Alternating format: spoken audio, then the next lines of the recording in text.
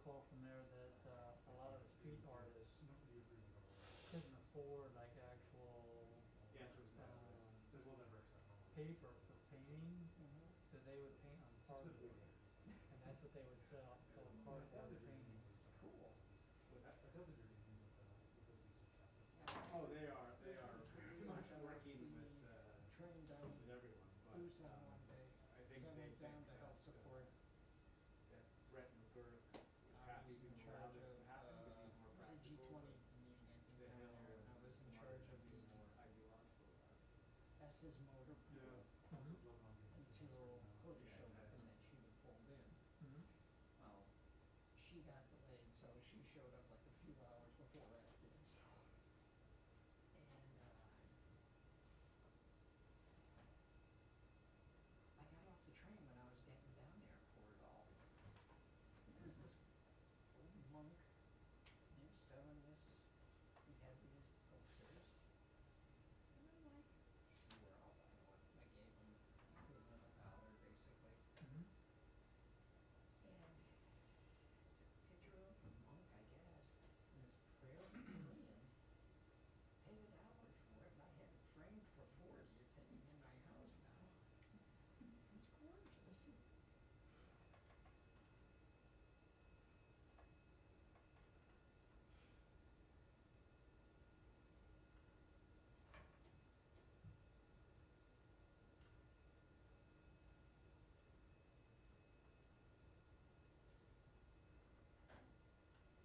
So we still don't know the seats.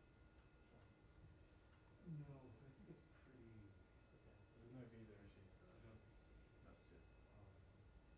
Yeah, let me. Cancel it today since he already talked to the press. Was everyone saying yes, or was the... Everyone in Jersey. Yeah. There were a few people that called actually.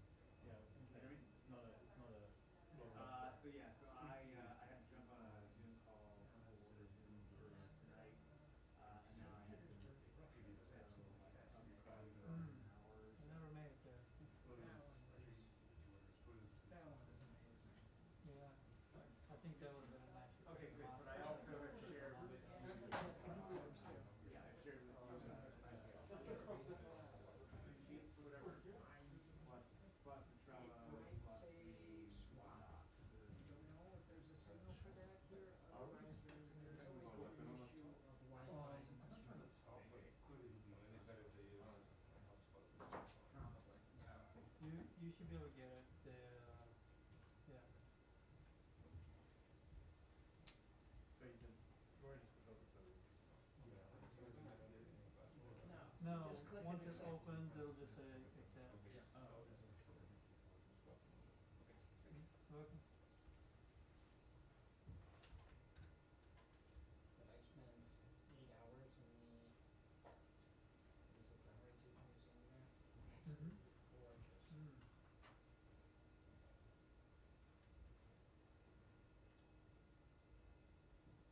They had 2 Da Vinci's. And what they did is they put it behind this really big plexiglass back to back. Mm-hmm. And then in an eye level in the middle of the hall aisle. And so you could really see really cool. Hmm. Now that was surprising because when I went to the Louvre to see the Mona Lisa, because I had a couple trips to Paris, you couldn't get that close. It was like this, and then it's much smaller than you Right. expected to be. But it was just like you could touch the plastic with your mouth. So it was just like, holy gosh, you could really see the brushwork and all that. It was quite fascinating. Hmm.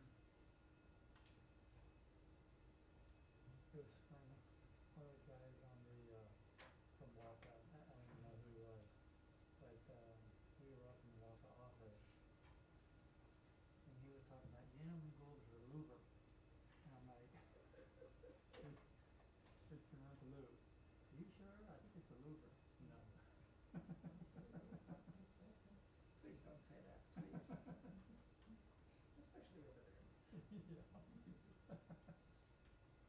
Just like Crook. For some reason, he can't say Uga. It's Unger. Yeah. It's like, where did you get that from?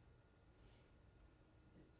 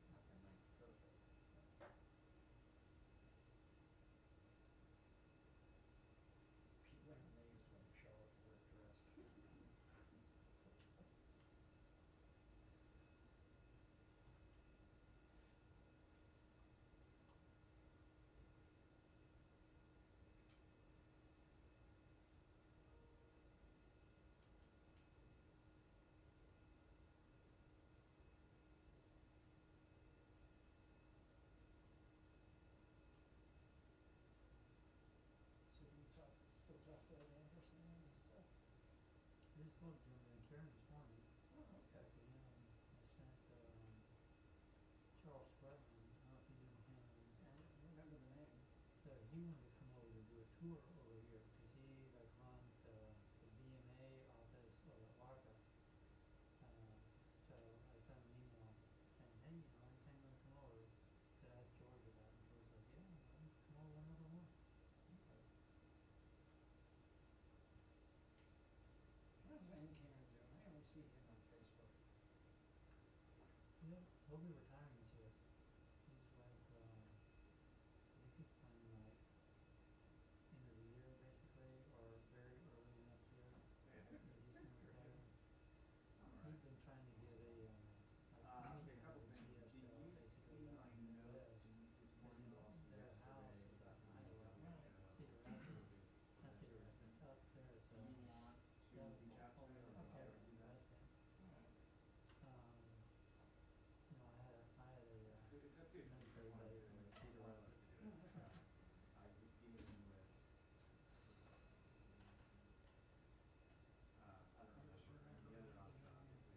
Toronto, write people direct.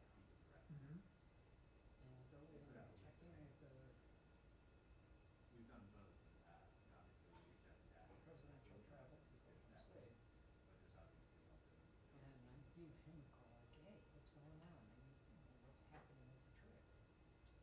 I think we should do both. Look out, Last look, time. turn left, I'll go about 3 blocks, turn left, and it's the Okay, first bar on the secondly, I right. wrote to Ted Dees saying we want the head of military volunteer, even if it's just off the record. Get on foot.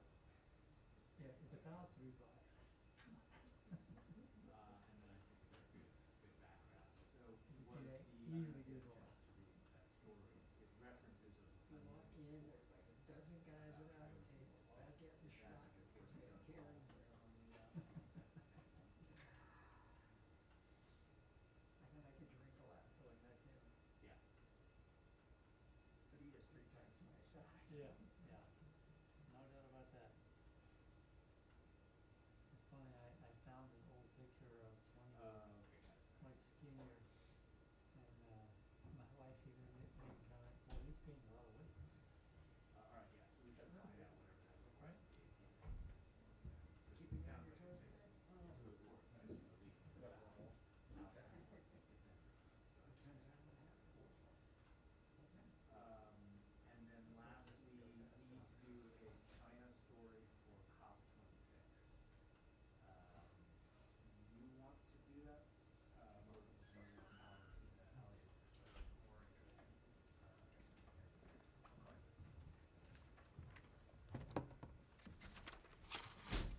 Good afternoon, everyone. Just a programming note before we begin. I don't have interminable amounts of time today. I need to conclude by about 2 o'clock, but look forward to taking your questions until then. A couple elements at the top. First, the United States, the Department of State, and people of the United States expresses our deepest condolences and sympathy to the people of Norway, especially the family members of victims of the acts of violence that occurred in Kongsberg on Wednesday evening. The United States stands with Norway at this difficult time following the tragic killing of 5 people. At the same time, we welcome the newly formed government of Norway, seated earlier today. We look forward to continuing to work with our Norwegian partners and allies on our mutual peace, security, and prosperity. Next, the recent death of Venezuelan political prisoner Raul Baduel reminds the world of the deplorable and dangerous conditions Venezuelan political prisoners face in the Maduro regime's custody. We call for an independent examination to confirm the true cause of the death. Our hearts go out to the families of the political prisoners who have died in Venezuela while unjustly detained in regime custody. Since 2014, at least 10 Venezuelan political prisoners have died in regime detention, and 3 have died in the last year alone. Those are Rodolfo Gonzalez Martinez, Carlos Andres Garcia, Rafael Ariasa Soto, Fernando Alban, Nelson Martinez, Rafael Acosta Arevalo, Pedro Pablo Santana Carballo, Salvador Franco, Gabriel Medina Diaz, and Raul Isaias Baduel. We call for the immediate and unconditional release of all political prisoners. Maduro and those holding these prisoners bear responsibility for their well-being. Their family members deserve credible and transparent review of the circumstances surrounding these deaths, as well as accountability for the gross violations of human rights. And finally, today I'm pleased to note the United States was successfully elected to the UN Human Rights Council. The President and Secretary Blinken have put democracy and human rights, essential cornerstones of peace and stability, at the center of our foreign policy. We have eagerly and earnestly pursued these values in our relationships around the world. We thank the UN member states who supported our candidacy for a seat on the Council. We will use our position to renew the Council's focus on the core human rights principles enshrined in the Universal Declaration of Human Rights and the UN Charter, which undergird the Council's founding. Our goal is to hold the Human Rights Council accountable to the highest aspirations of its mandate and spur the actions necessary to carry them out. With that, I'm happy to turn to your questions. Thanks. Let's just do a couple, and you can be extremely brief in your answers. Sure. If you would, please. Just on the council, on the Human Rights Council, you know, this has become kind of a ping pong between administrations, Republican, Democrat, and I'm just wondering, you know, the previous administration's position was they would leave if there were no reforms, and then made a bunch of demands on reforms, none of which were undertaken, and so it left. Do you really have any confidence that you're going to be able to push reforms? And are they the same reforms that the previous administration was looking for? Well, Matt, I don't know if I'm quoting Woody Allen or quoting a former boss of mine or quoting a former boss of mine quoting Woody Allen, but to paraphrase, when you're not at the table, you're on the menu. And that has been our guiding principle. We want to be at the table. We need to be at the table in order to be engaged, whether it's with the WHO, whether it's with the Human Rights Council, whether it's within the Paris context, whether it's within other realms that we've talked about. If we are to help shape institutions, to help them deliver on their highest aspirations, which is what we intend to do with the Human Rights Council, to help them promote the values, the interests that the United States and our partners share, we need to be there. And so, yes, we have concerns with the Council. We will vigorously oppose the Council's disproportionate attention on Israel, which includes the Council's only standing agenda item targeting a single country. We also will press against the election of countries with egregious human rights records. It is, of course, grossly inappropriate for such countries to be represented on the Human Rights Council. Fine, but you know, your group of countries that you're in doesn't have any of these serial offenders that you're talking about, and you have very limited. Any administration has limited. Anyway, but the point is, we would have no influence were we not a member of the Council, and we're gratified today that we will become a member of the Council. And with apologies to Woody Allen, I'm surprised you quoted him, but whatever. With apologies to him, if you're not at the table, you're not necessarily on the menu. You could be standing on the outside and having as much influence as you and the Canadians and the Europeans and others who have been on the Council without pulling out have had, which is arguably very little, right? The point, Matt, is that we would have no influence were we standing on the outside. Very briefly, I noticed the Secretary spoke with the Brunei Foreign Minister today. I just want to know that it was largely Burma, I think, ASEAN focused. Was that call occasioned by the fact that the ASEAN envoy, who happens to be a Bruneian diplomat, had to canceled his visit, or was it something else? I understand this call was previously scheduled. Obviously, the Bruneian second foreign minister we just saw the reports of his canceled trip. Okay. And then the last one for me.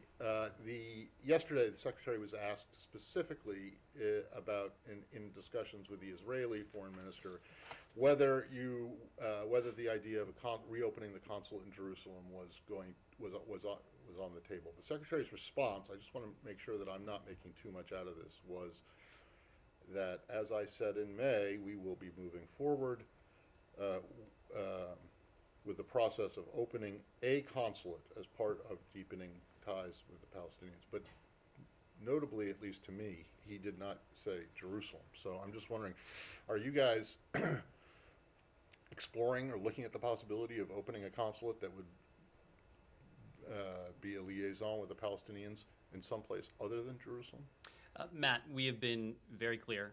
The Secretary made this clear in May when he spoke to it in Jerusalem. He made it very clear when he spoke to it in Ramallah. We will be moving forward with the process to reopen our consulate in Jerusalem. Okay, that's it. Thank you. Thanks. Sean? Can I go to Lebanon? Sure. The violence that broke out there. First of all, do you have any reaction to it? How concerned are you about stability in Lebanon? And also, this involves Hezbollah. Obviously, the U.S. considers Hezbollah to be a terrorist movement. What's your sense about who bears responsibility for this? Well, let me start with the violence that you raised, and to make the point that we offer our sincerest condolences to the Lebanese people and those impacted by the tragic loss of life outside the Palace of Justice in Beirut earlier this morning. We join Lebanese authorities in their call for calm, their calls for de-escalation of tensions. The health and the future of Lebanon's democracy depends on the ability of its citizens to address the difficult issues with confidence and with confidence in the rule of law, confidence in the rule of law in their country, and through peaceful dialogue with the new government. I would like to reiterate that we oppose intimidation and the threat of violence against any country's judiciary, and we support Lebanon's judicial independence. Judges must be free from violence, they must be free from threats, they must be free from intimidation, including that of Hezbollah. As I've said before, you asked about Hezbollah broadly. We have consistently been clear that Hezbollah's terrorist and illicit activities undermine Lebanon's security. They undermine Lebanon's stability, and they undermine Lebanon's sovereignty. There's no question about that. Is Toria, is Undersecretary Newland there right now? She departed earlier today. Did she have it? So was she there? She departed before this. Her program was not interrupted by today's violence. Did she have any message along these lines in terms of how to go forward in Lebanon to Lebanese political leaders? She obviously had engagements with Lebanese officials, Lebanese authorities. She spoke publicly as well.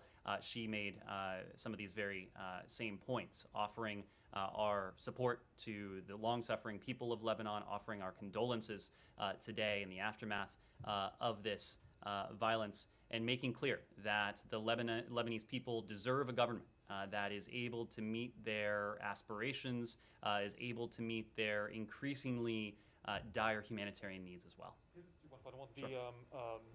Hezbollah has blamed the Lebanese forces, the Christian-oriented paramilitary group, for this. Is the United States in a position to judge who was responsible for the violence today? We don't have a judgment to offer publicly at this time, but we'll let you know if that changes. Thanks. Afghanistan, there's been some reporting around flights potentially restarting U.S. flights back to from Kabul back.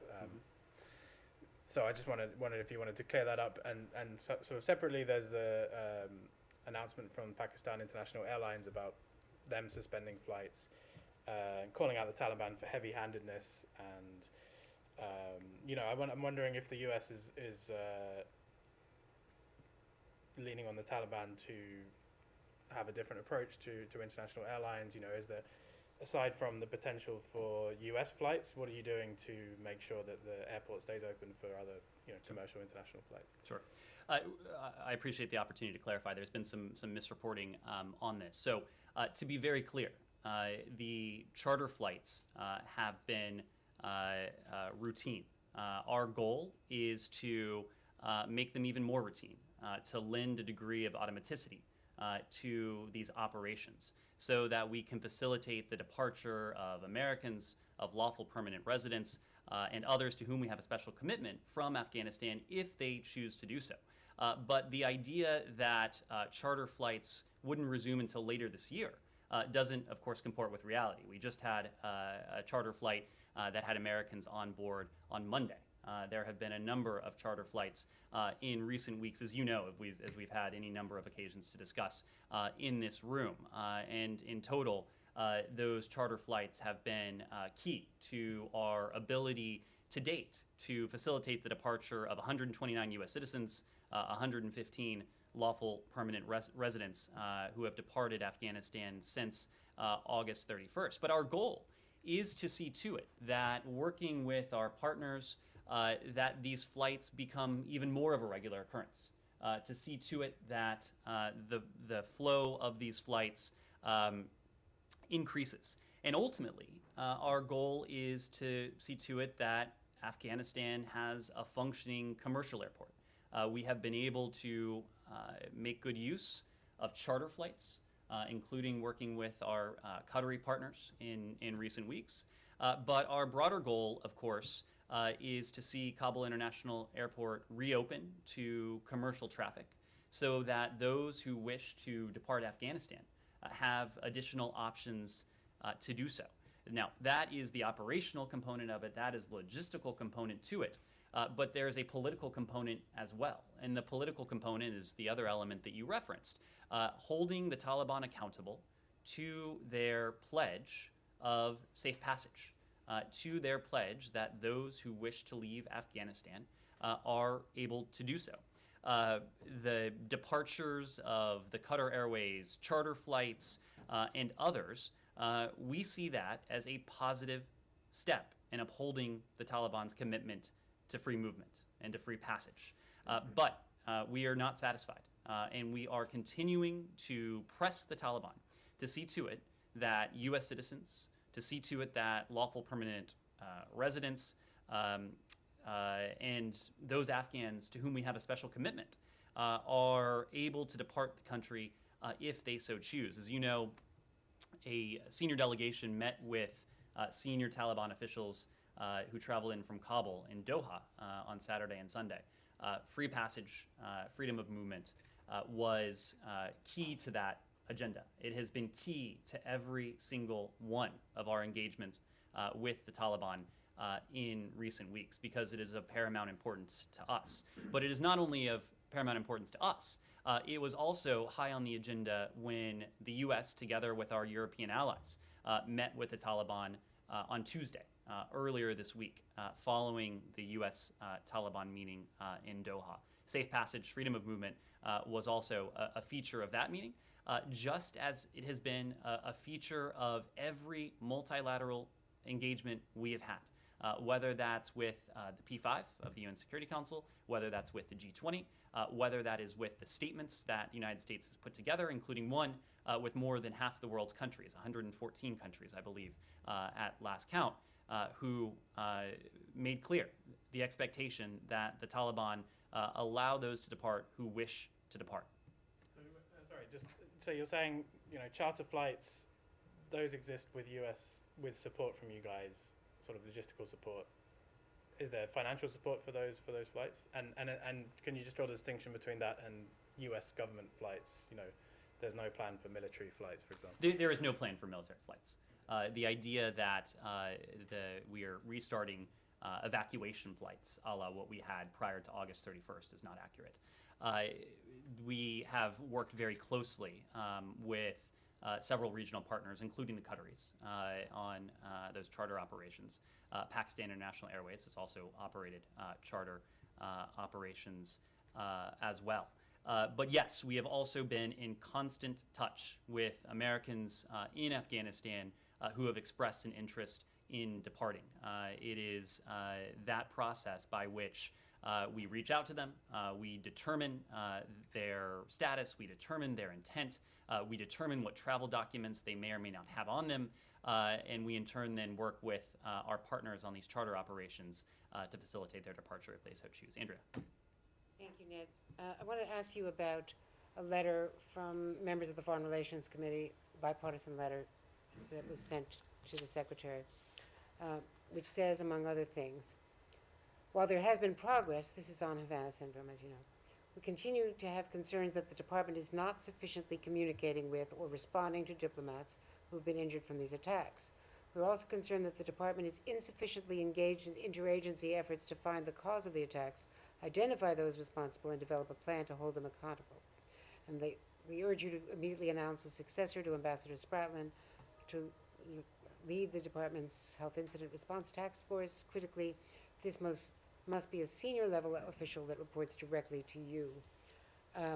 I am well aware of the long list of improvements, the progress that you have reiterated and that has been made available by a number of officials. But this is subsequent to those improvements. This letter is still an expression of concern from, as you know, a bipartisan list. You've got Menendez, Shaheen, Cardin, Chris Coons, Tim Kaine, Cory Booker, Risch, Rubio, Romney, Haggerty, Schatz. So Certainly understand the expression of concern. We also have expressed our concern over these anomalous health incidents. That is precisely why we have made it such a priority to get to the bottom of them, and importantly, to provide care for our employees who have been subject to them. The Secretary, late last week, on Friday, I believe it was, added his voice to the support for the recently passed Havana Act. The Secretary appreciates the interest that Congress has demonstrated in this issue. It is very, very consistent with the priority he himself has attached to this, as you know, Andrea, as we've had an opportunity to discuss. I've made this point before, but one of the briefings that the Secretary proactively requested before he assumed this office was on so-called cases of Havana syndrome, or anomalous health incidents, as we call them. He wanted to enter this job on day one with a firm understanding of where we were, what we had provided to our employees subject to them, and what more we could do. And we have been quite clear that this department has not always done a sufficient job in addressing these anomalous health incidents. That is why you have seen Secretary Blinken put such a premium on several areas. One is communication, an issue that was raised in this letter. And the Secretary has had an opportunity to meet with members of our State Department team who have themselves reported these AHIs. Deputy Secretary McCune and other senior officials have held town halls with overseas posts where a number of these incidents have been reported. We have sent out regular messages from the Secretary, from the Deputy Secretary, from our Health Incident Response Task Force to the workforce as well. We have made clear the resources that our employees have available to them in terms of training, in terms of to whom they should turn if and when they should feel that they have been subject to an anomalous health incident. So, with all due respect, with all that you say has been done, there has been criticism from a number of victims of what they don't call anomalous health incidents, by the way, because they think that diminishes and disparages what they are suffering. They believe that the Secretary should have met with them sooner. He should have been more engaged. And clearly the bipartisan members of the Senate, of the Foreign Relations Committee, believe that the communication is inadequate and that the appointment of Ambassador Spratland's replacement should not report to the Deputy Secretary, but should report directly to Secretary Blinken, and that there has not been enough attention at the top, that this is not perceived. What you say is being done is not perceived by many of the people who are viewing it from the outside and from the inside. What I can tell you, Andrea, is that the Secretary has no higher priority than the health and the safety and the security of our workforce and their family members' and dependents. And this is precisely what that issue is about. I also want to be very clear that we believe those who come forward. We take every single report of an anomalous health incident extraordinarily seriously. And we do that for a couple reasons. Number one, we want to make sure that those who have come forward are getting the care that they need. And I can give you quite a bit in terms of what our Bureau of Medical Services has done, including since January of this year, to ensure that those who come forward are getting that care. On June 1st, for example, we launched a pilot program to collect from employees and eligible family members a pre-incident health baseline, as we call it, so that we can compare that information should one of these individuals later be subject to an anomalous health incident. Additionally, we've partnered with a number of centers of excellence where our department team members can seek care, can seek pre-incident baseline testing, can seek care in the aftermath of such an anomalous health incident. But we also take these reports seriously so that we can ensure that we are doing everything we can to protect our workforce and our broader State Department community, their family members and dependents going forward, and do all we can to prevent such anomalous health incidents. To that end, we have sent teams of security engineers and occupational safety experts to conduct surveys and inspections of locations where these incidents have been reported. We have supplied additional and enhanced inspection equipment to overseas engineering service centers so that in the event of a report of an AHI, we can quickly dispatch those resources. So we have made improvements in terms of our communication. We have made improvements in terms of our inspections and our defensive measures. We have made improvements in terms of our training so that, again, our employees know how to respond should they become subject to one of these, that their family members also have the information they need. We have improved our protocols internally with the Health Incident Response Task Force, and then, of course, with our medical and care. That is all a reflection of the fact that there is no higher priority to the Secretary. There is no higher priority for our Deputy Secretary, Brian McCune, when it comes to these health incidents, because we know this is precisely about the health, the safety, and security of our workforce. Yes? Can you just address the letter said they wanted the Secretary to immediately name a replacement for Ambassador Spratling. That doesn't say soon or, as quickly as possible. It says immediately. Does he intend to do that? I expect we'll be in a position to do that in the coming days.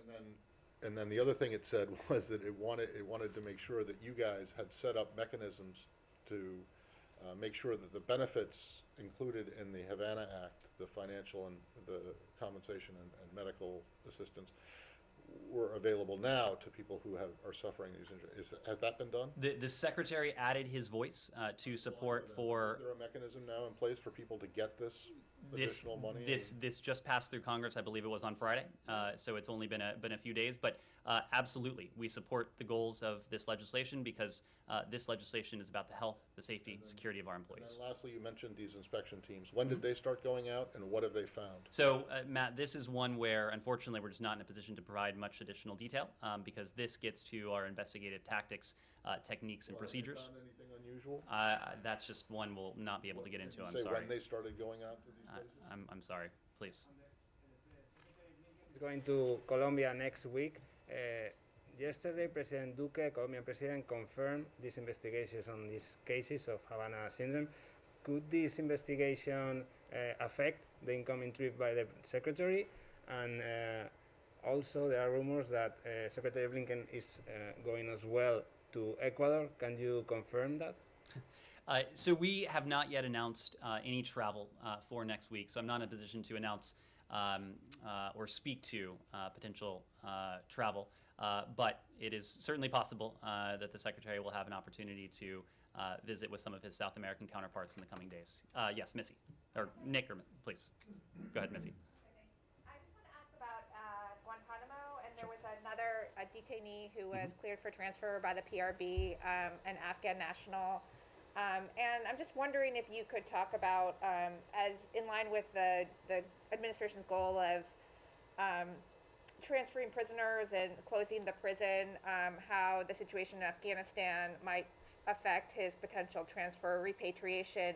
And also if you could just speak to because the State Department, as I understand it, is leading the transfer negotiations, can you talk about this idea of whether or not the State Department will reopen the Guantanamo closure office, or, appoint another special envoy for closure, somebody to handle these negotiations? Is there a reason why that hasn't happened yet, especially as the administration tries to get this small group out? Thanks. Sure. Well, as you know, as we've had an occasion to discuss before, this administration is committed to seeing this detention facility closed. And as part of that, we are dedicated to a deliberate and a thorough process focused on responsibly reducing the detainee population at the detention facility. And so we are very much in the process of working with partners around the world, seeking to identify suitable onward transfer countries and to negotiate these transfer agreements. And as part of that, it includes appropriate security and humane treatment assurances from a host country for detainees whom the Periodic Review Board has determined the law of war detention is no longer necessary to protect against a continuing threat to the United States. So the PRB process determines that a detainee has been deemed eligible for transfer and can recommend countries in which the former detainee may be resettled, but the PRB doesn't itself determine where former detainees will actually be settled. That is the sort of diplomacy and talks that we have been engaged in. In terms of staffing here at the department, as you know, our CT Bureau has been playing the lead role in representing the department and our equities in the interagency process that is seeking to responsibly reduce the detainee population at the Guantanamo Bay Detention Facility. And Acting Coordinator Godfrey has been very engaged with countries around the world in seeking to find suitable onward transfer destinations for former detainees. So that process continues. Just to clarify, on this one particular detainee, the Afghan national, is it possible that he could be sent back to Afghanistan given the situation there now? And has he been discussed in any of the interactions that the administration has had with Taliban officials in the recent weeks? We typically do not preview where detainees will be transferred until and unless such a transfer takes place. So I wouldn't want to get ahead of those discussions. Nick, I'll come back to you. Yeah, thank you very much. A couple of random ones, but let me go back and ask a version of what Matt was asking. Have all of the steps that you detailed to Andrea delivered any more understanding of the source of the Havana incidents? So Nick, this is one of those questions that unfortunately we're just not in a position to speak to publicly. We are doing everything we can as part of an NSC-led interagency process to determine the cause of these incidents. We are doing that through any number of means and tactics, but we're just not in a position to speak to that. The U.S. has been calling for OPEC Plus, moving to oil, to increase production. Today in Moscow, there's a big event with the oil ministers. They made it clear that they are not going to increase production. Does the U.S. believe Saudi Arabia is blocking the request to increase production? Well, we are concerned, and we are monitoring the situation very closely. And as part of that, we are actively engaged with our European allies and partners during this critical time to ensure the security of energy supply. We also know that the high energy prices that we're seeing right now really reinforce the need to advance the energy transition while continuing to safeguard against energy crises and price shocks going forward. When it comes to OPEC, of course, we're not a member of the organization, but we are routinely and these days constantly engaged in diplomacy with OPEC member states, having these discussions in private, expressing our concern with current energy prices. It's an absolute priority for us. And therefore, are you concerned by OPEC Plus's rejection of your request to increase production? We are engaged in diplomacy with member states of OPEC. And last one about Afghanistan. Sure. I know you've been asked about this, but I want to talk about the billions frozen in the U.S. Jan Egeland, Norwegian Refugee Council, has been working on these issues for a long time. Put it to me this way last night. Why is the U.S. sitting on the fence when it comes to unfreezing billions of dollars. So I will ask you, do you believe the U.S. is sitting on the fence when it comes to unfreezing billions of dollars that humanitarians say are for the Afghan people and can be delivered in a way that wouldn't benefit the Taliban? Let me answer this question this way. We are absolutely not sitting on the fence when it comes to our humanitarian commitment to the Afghan people. We have demonstrated that time and again, including with significant humanitarian pledges. Nearly $64 million just a few weeks ago for the Afghan people. $330 million in this fiscal year alone for the Afghan people. That has benefited Afghanistan's women and girls. It has provided health opportunities for the Afghan people. It has provided food, nutrition, the basic life-saving services that far too many of the Afghan people need today. And we will continue to be a humanitarian leader when it comes to supporting the people of Afghanistan. Now, it is true that the Taliban does not have access to the reserves that are held in the United States, and we have been very clear on that as well.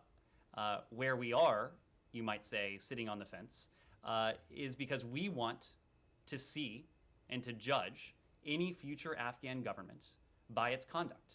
And we have been very clear about the conduct that matters immensely to us.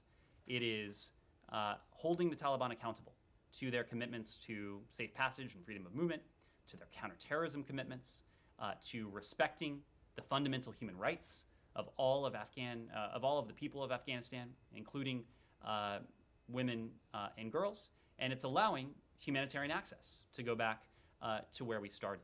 So we will judge any future Afghan government primarily on those criteria. And again, it is not just us, and it is, by the way, it is not just the United States where Afghanistan's foreign currency reserves are stored. This is something the international community has made very clear. So we are, of course, not in a position to provide financial support to the Taliban or any future Afghan government until and unless we see to it that these core requirements are being met and the rights of the people of Afghanistan are being fully respected and enforced. Yes. I'd like to ask you a question about Syria. As you know, there have been several attacks by the YPG against Turkish forces inside Syria, which resulted in casualties, and the Turkish president came out and said that it was the final straw, and with or without support, Turkey is going to eliminate those elements. And you guys also came out and said that the State Department condemned those attacks against Turkish forces. So I'd like to ask you whether it means actually that the United States is supporting Turkey in its cause in the face of these attacks in Syria. If we are supporting, repeat the last part of that question.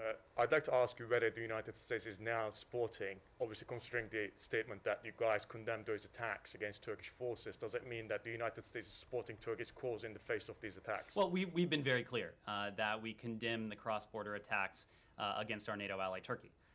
We have expressed our condolences to the families of the loved ones who were killed in these attacks, and we've underscored the importance of maintaining the ceasefire, lines of ceasefire, and halting these cross-border attacks. We've been eminently clear about all of that.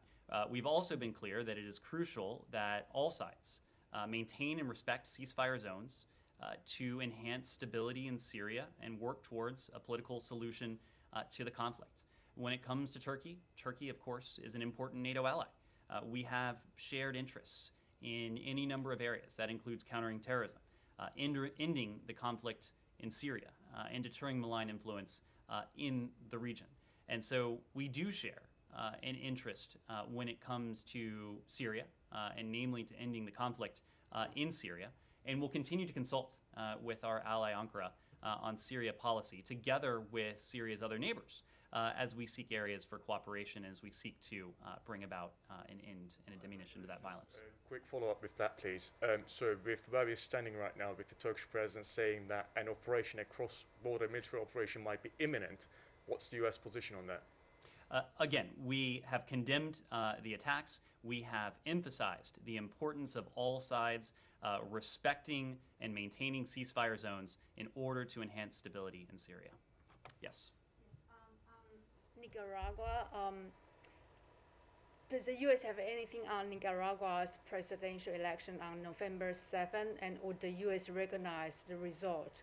And separately, if I may stay on the same hemisphere on Venezuela, does the U.S. agree with the EU's decision to send electoral observers to Venezuela's November 21st regional elections? Thank you. Thank you, Nike. So when it comes to the elections in November of this year in Nicaragua, look, the simple fact of the matter is that President Ortega and Vice President Murillo, their decision on August 6th to ban the last genuine opposition party from participating in the elections, it underscores their fear of free and fair elections and their desire to remain in power at all costs.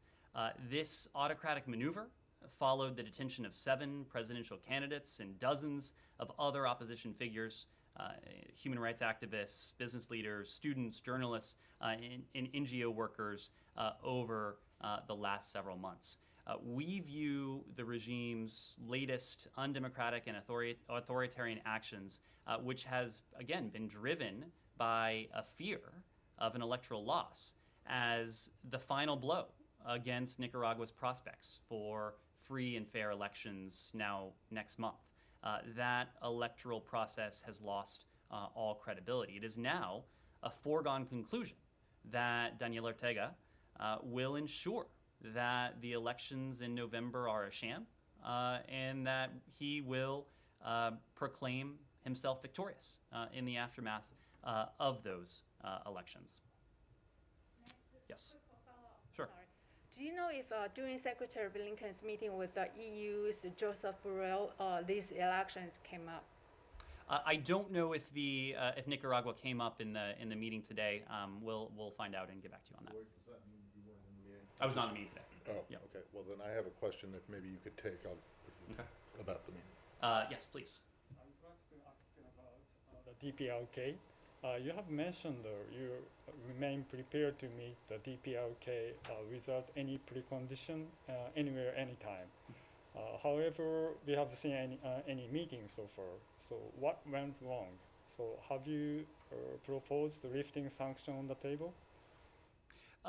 Well, to take a step back, we have been very clear that we believe diplomacy, including direct diplomacy with the DPRK, is the most effective means to meet the policy objective that has emerged from a review of our DPRK policy that we completed some months ago. And that objective remains the complete denuclearization of the Korean Peninsula. It is a policy that calls for calibrated, practical approach that seeks serious and sustained diplomacy with the DPRK to make tangible progress towards that goal. So we do stand prepared to meet with the DPRK without preconditions. We have made, in fact, specific proposals to the DPRK, and we will await a response. We will await outreach from the DPRK. As we do that, I don't want to give the impression that we are at a standstill. We are engaged in vigorous diplomacy with our allies in the Indo-Pacific, including with the Republic of Korea, including with Japan, including with our other allies and partners in the Indo-Pacific. But the threat of the DPRK's nuclear weapons and ballistic missile programs, these are threats to collective security that we discuss with partners and allies the world over, and we'll continue to do that. I can take a final question or so. Yes, in the back. Yeah, I have a question about the elections in Iraq. This now more and more factions are refusing to accept the results. Do you fear that this political uncertainty will lead to more destabilizing the country, and will it affect the plans of the withdrawal of U.S. troops, combat U.S. troops from the country? So I would refer you to the Department of Defense when it comes to our troop presence, our troop posture. in Iraq. It is something that we did have an opportunity to discuss in the strategic dialogue that we held with our Iraqi partners a couple of months ago. Now we made an announcement in terms of our troop disposition in Iraq. I don't have any indication. I have no reason to believe that posture would change as a result of what we have seen to date. When it comes to the election results, I want to be very clear that we condemn the threats of violence reportedly made against the Independent High Electoral Commission and UN personnel. We believe firmly, as do our partners, that any electoral disputes should be resolved through established legal channels. Of course, we haven't seen final results. I think we expect to see final results in the coming days. So we aren't going to prejudge the outcome of the election, but we are confident that we will be able to have a productive and constructive relationship with the future government in Iraq. Thank you all very much. Can I do one more on Sure. Israel? Sure. And it doesn't have to do with the consulate, but it does have to do with settlements. And that is, I just want to know that if in yesterday's meeting with Foreign Minister Lapid, if the Secretary brought up the settlements issue, they seem to be plowing ahead, moving ahead with additional construction, but not making as, not without a lot of fanfare. And I'm just wondering if this is a concern for you beyond what you have said in the past when you're asked this by Saeed every time. Well, Matt, we did issue a readout of both the trilateral meeting and the Secretary's bilateral meeting with Foreign Minister and alternate Prime Minister Lapid. We have been clear publicly and in private about where we stand on settlement activity, on annexation. We oppose any unilateral steps that put a two-state solution further out of reach. But you haven't gone. Your concern about what they're doing hasn't increased over the course of the last month or so? Our position on this has remained constant. Thank you very much.